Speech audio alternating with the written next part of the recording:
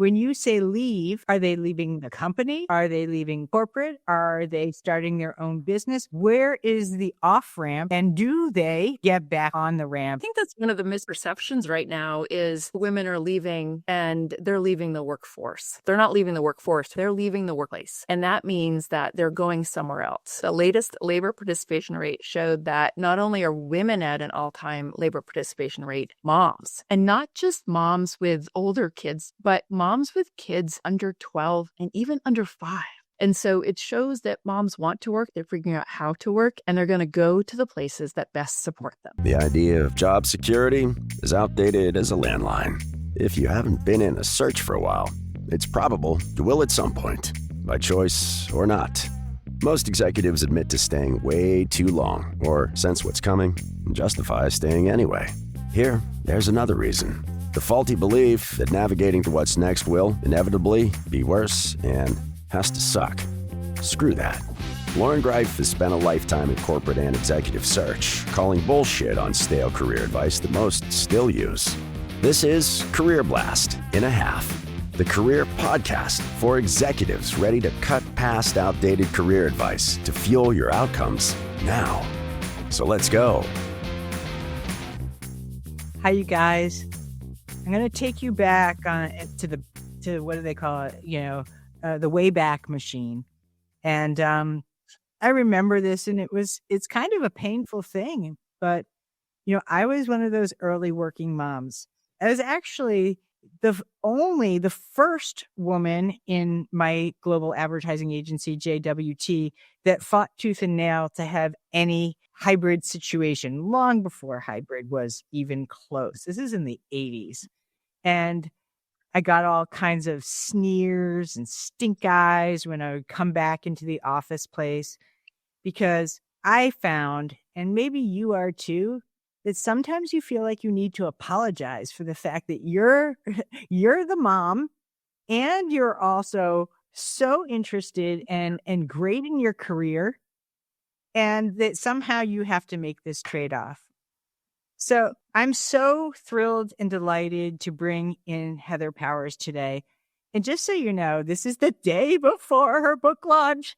And I've never had one of those before. And I think it's so fun that this is all like synced up, not by design, but by bigger design. You know what I'm talking about. And I'm going to let Heather tell some of her story. But the the cliff notes for you, spoiler alert, is that throughout her career, she has been a working mom. And these have been huge jobs at all the big name consulting firms that Booz Allen and KPMG and all those kinds of big places. So she is here to tell us that we have an invisible leadership revolution going on right now. In this administration, we are talking about this because this is a conversation that we need to bring to light for you. So, Heather, I can't thank you enough for writing this book called The Power Lane, right? Heather Powers, get it? And also to talk about this topic that is deeply personal to you and also deeply personal to all of us who are working moms and dads. Yes. Thank you so much for having me. I'm thrilled to be here. So bring us back to your Wayback Machine and what it was like for you when you made these decisions, and how that decision today to either stay a working mom, to be able to, show up in the office, to be able to juggle all these responsibilities. How is that different, both perceptually and also from a more tactical standpoint? Yeah. So thank you. I always knew I wanted to juggle, integrate, whatever the verb is of the day, both the career side of my aspirations and the motherhood side. And I was really lucky, really from day one, to be around not just strong coworkers and strong leaders, but a lot of female leaders. And for the most part of my career, I had women somewhere in my orbit that were 5, 10, 15 years ahead of me. And so they were great mentors of, here's how we did it. And here's what I would do differently if I was in your shoes today. And that is just, it's still critical, right? But it really helped shape me and how I decided to integrate these two different lives. I also will never not take an opportunity to highlight my husband, because this is definitely a partnership. And we had times where we had to, we needed to pivot based on where we were. So having that strong foundation and partnership is huge. And I say that because I know not everyone has that. Either their partner is in a different career or maybe travels all the time, or they are single parents. And so very much know that I'm privileged to have that support really throughout my time. This is important to me for a couple of reasons. One, yes, what I went through was hard, and some of those decisions around what school to go to, what preschool to enroll them in. Do I take that assignment because it requires travel or longer hours? How much do I reveal in the office because maybe that it suggests that I'm not, as career focused or pushing as hard as I think I should be. Those were hard. And certainly daycare wasn't cheap back then. But now I look at it and, childcare we're not even at the same levels we were in 2019, and they weren't sufficient 5 years ago. So, we're gone backwards from that regard. From an affordability perspective, that's just, it is a separate show in and of itself. So the changes in the last 6 years, and I say that because, I have teenagers now, and so I haven't had to worry about childcare in a number of years. That's changed. And so today's parents with toddlers, with young kids who are doing the summer camp shuffle right now and figuring out childcare, they just are dealing with a completely different scenario. And then you add on things like return to office mandates and the flexibilities we've, quote, enjoyed, but are changing or are inconsistent. And so it's hard to plan like what your family schedule is and your family routine is if your requirements to be in the office or not, or available or not, are changing all the time. So with that in mind, and again, with two teenagers who are closer to perhaps their own parenthood journey than certainly their toddler years, I'm hoping I can at least, start the conversation, keep the conversation going around. How do we make it better for the next generation? So is it getting better or is it getting worse? I mean, just later on the line, I have to ask because number one, a lot of our executives, they're already challenged with so many things, and there's no real that I can think of dispensation or it's on a case by case basis, right? It doesn't appear to me that there's a lot of accommodations for the next generations that are coming in. But is it getting better or worse? And either way, how do we make allowances for it? How do we essentially, as bosses, as hiring managers, as people who are in corporate interviewing or doing whatever that is there any message that you want to send to them and that we should trickle out? Yeah. So I think in a word, no, it's not getting better. It is different, right? It is different. And I think for those of us who've been in the workforce, I've been working over 30 years. Yes, the flexibility that we sometimes have, and I say that because, many offices are changing requirements of being in person and not, that can help, but it also isn't consistent again. And so there are some changes that are making it a little easier to integrate the two worlds, but I also think overall it's harder. Again, we mentioned childcare. What I think has changed and what I think is a key message, 30 years ago, there were more people looking for roles and looking for jobs than there were jobs. And I remember being very grateful for every role I had for years, because I knew that if I was too difficult or lost the job for whatever reason, there were 3 or 4 people behind me, ready to take that role. And I think now we know there's a talent shortage in every industry and just about every geography. And I think the last data I saw, for every job out there, there were 2 people looking. And I know some of the recent events may impact that a bit, but the overall message is still there aren't enough skilled employees to cover the roles that are still vacant. And so from that lens, that's what I wanted to talk about, this less from a diversity angle and more from a business perspective. right? Business leaders can't meet their objectives if they don't have people to do the work. And moms are incredibly skilled, incredibly educated, and very interested and willing to work. And so how do we help support them? And the sort of key takeaway here is what you do to support moms also supports dads, other caregivers, and every employee.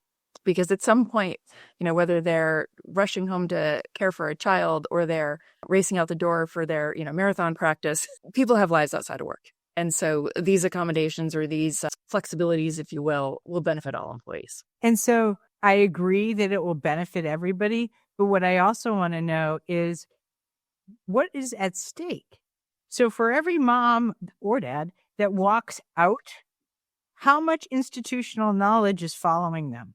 Yes, that's critical. Let's break that down. Let's talk about that. Really put that on the map, because from my perspective, to rehire that person, oh man, you're losing so much productivity. Cha-ching, cha-ching. It's costly, right? Yes.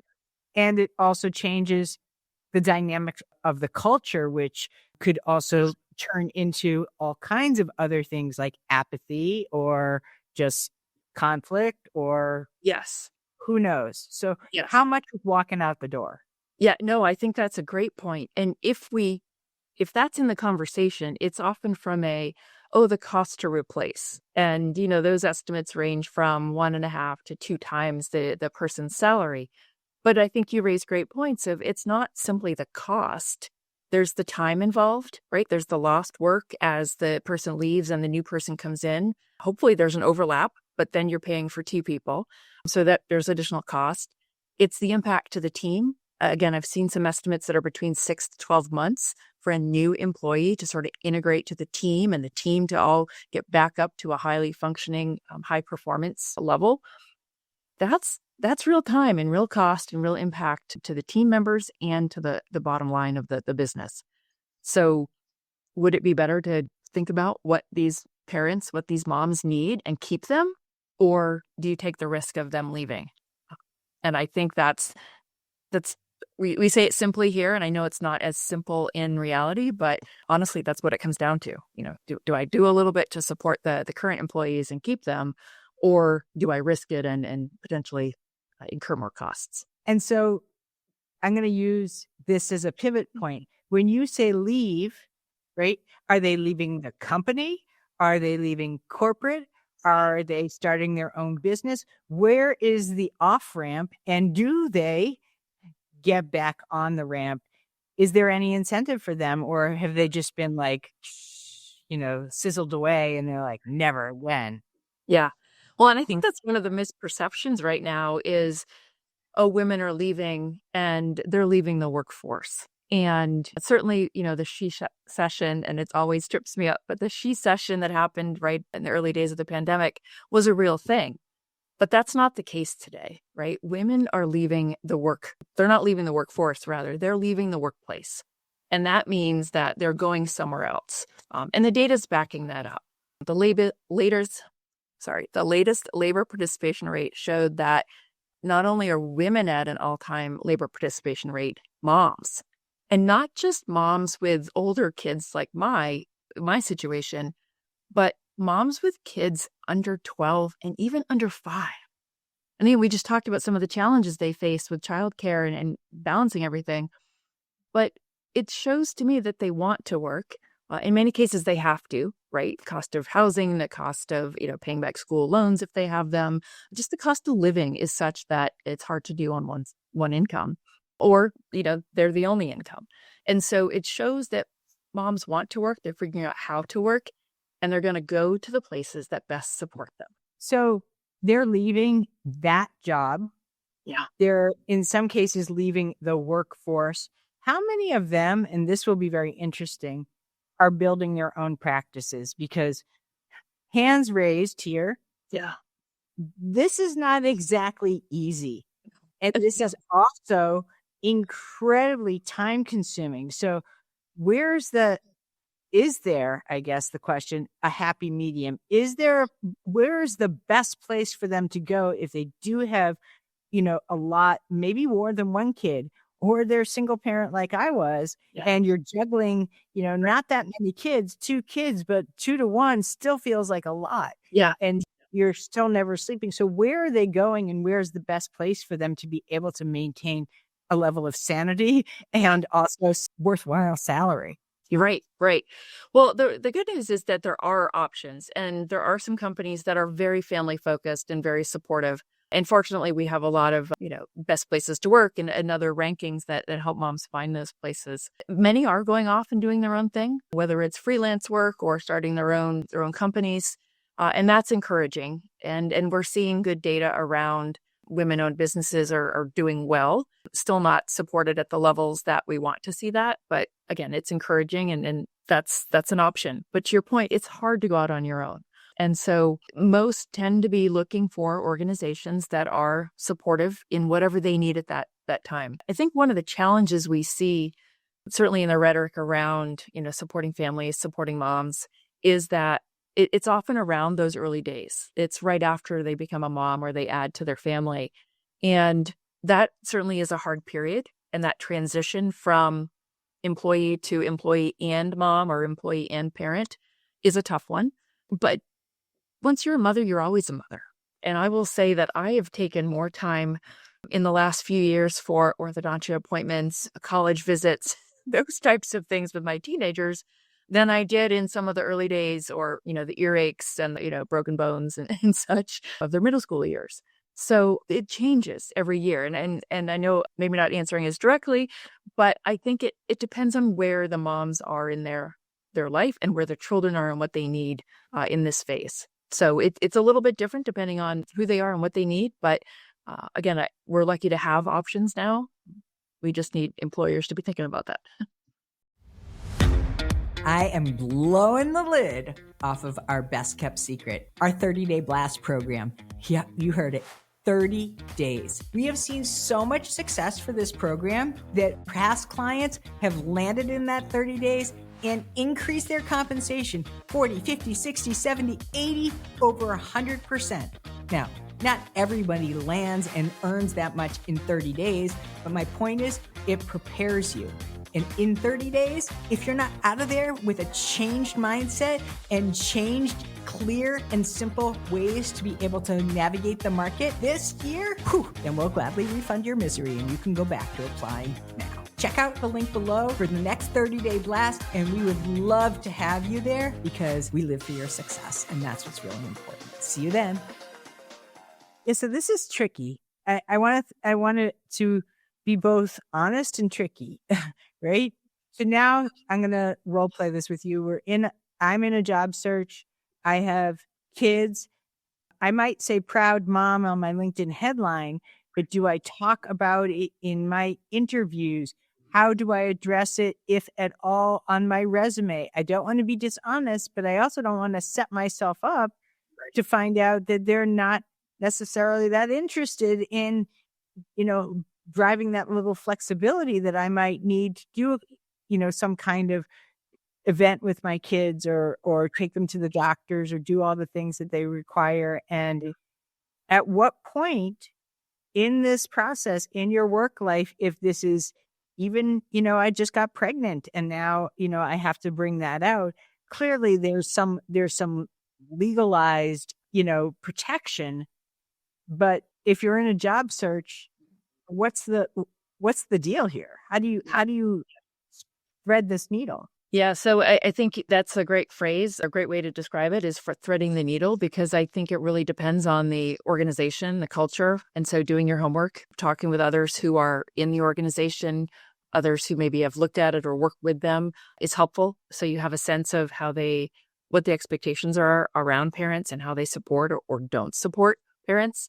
I also think having examples of how being a parent has helped you or made you a more diligent worker, a more productive employee, having those at the ready. So if it comes up in a way that you're not completely sure how they're taking it, you can turn it around and say, these are some of the skills that I have developed or honed by being a parent. And they're critical, right? And they're very transferable to the workplace. time management, negotiation, communication skills. I joke that if you can negotiate with a toddler to eat their vegetables, then you can handle just about anything in the boardroom.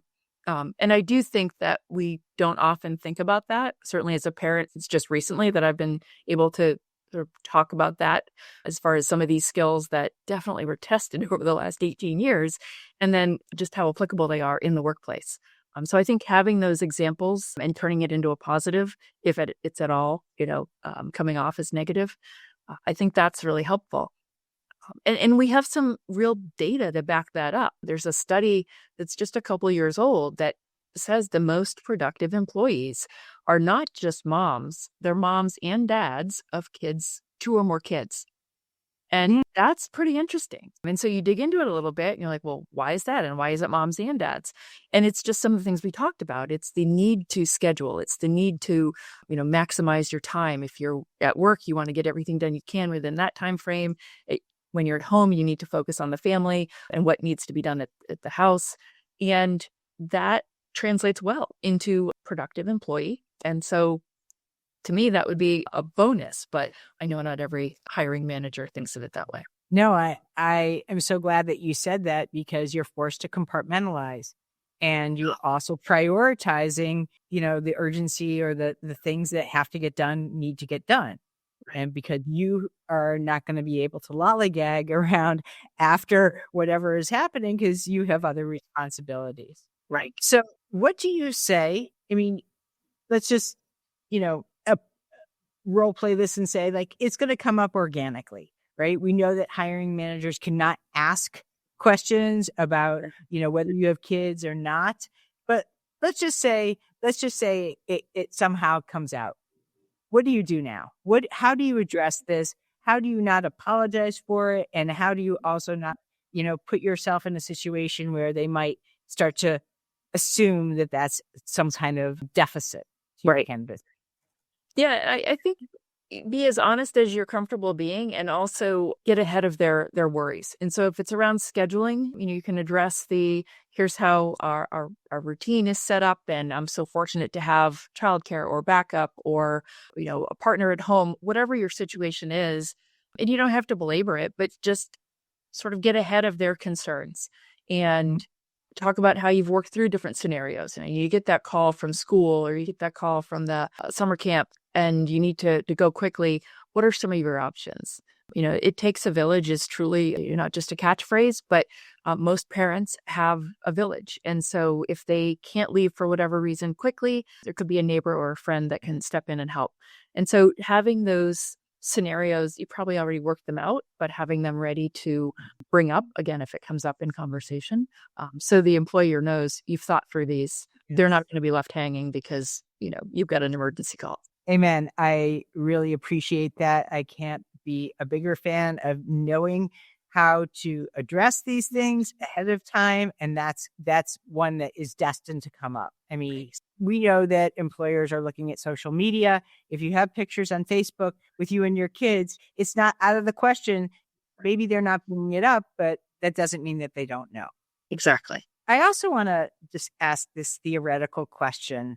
I mean, I have to ask this because this just seems so crazy to me.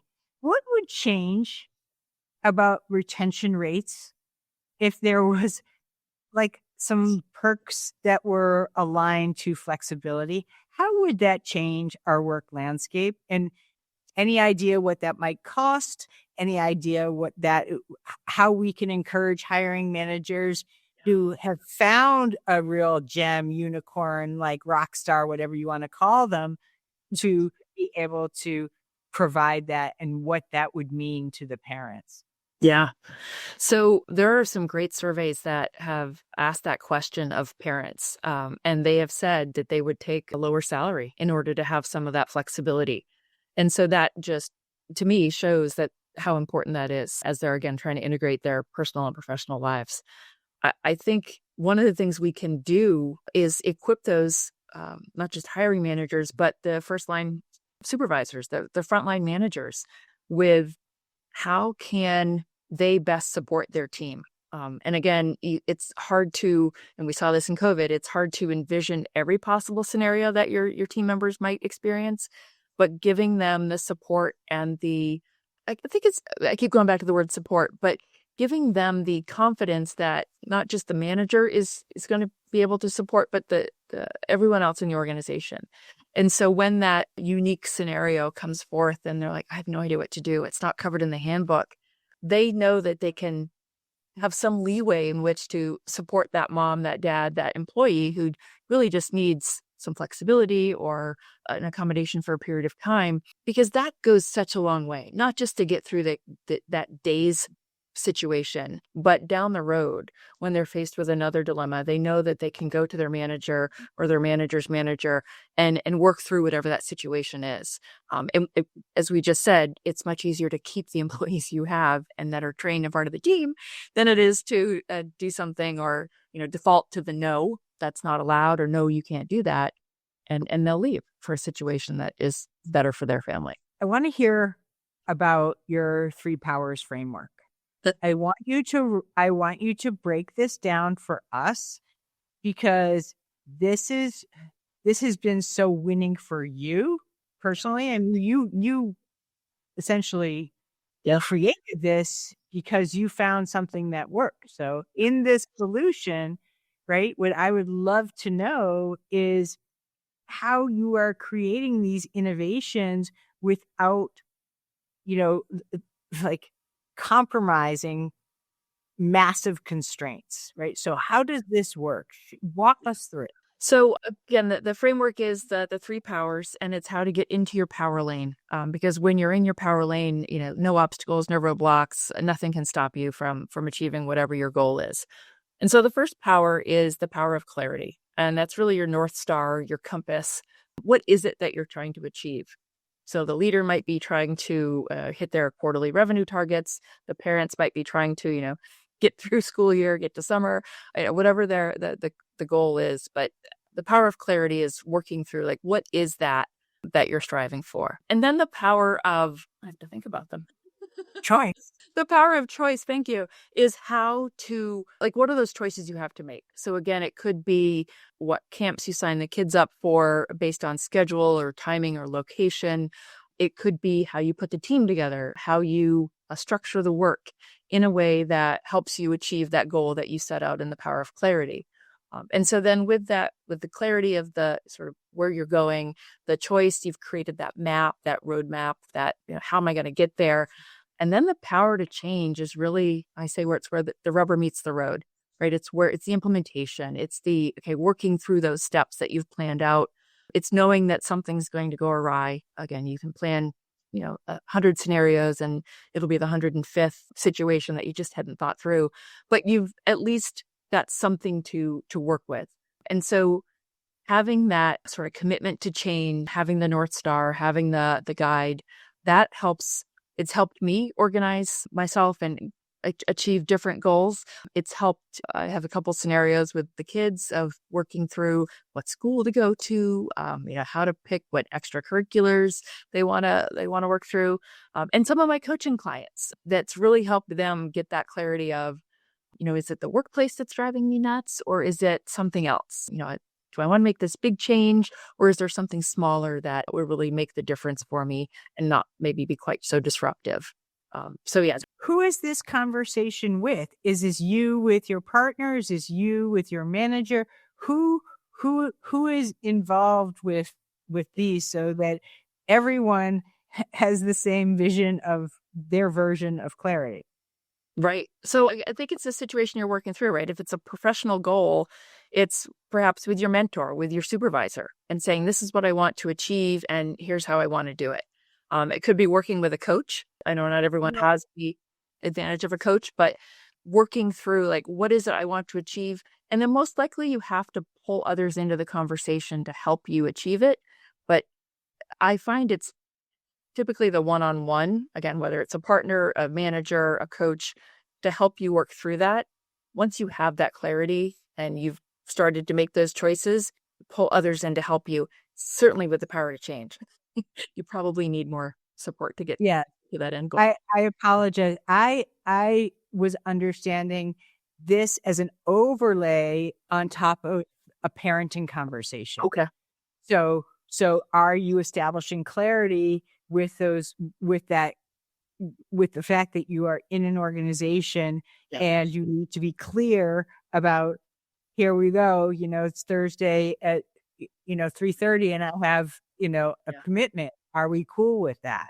Yeah. And so forth. And then the choice, is that your choice with the manager, to be able to maybe have somebody else pick that kid up at that time, Right. or is it, I'm going to do it every other week and organize and organize and organize. And I guess the real idea here is clearly there's a way to make the ask, but also what happens if they're not receptive. Right. Is the only option sayonara? I mean, how does that work? Right. Well, and I think as parents, we plan out as many scenarios as possible. And so I know certainly my experience is when they sign up for something, or, there's something out of the normal routine, you think through the options of, what if I'm called to work late? Or, hey, I know I'm going to be in a busy proposal phase in that season. I probably need backup just in case. There are a lot of just in case moments. And then having those conversations in advance of that Thursday at 3 scenario to say, hey, I just need a couple minutes to make sure, plan B is put into motion, or be able to have those in advance. Again, hard to work through every possible scenario, but I think using that framework as a guide for the conversation. And I think understanding what the manager's biggest worry is.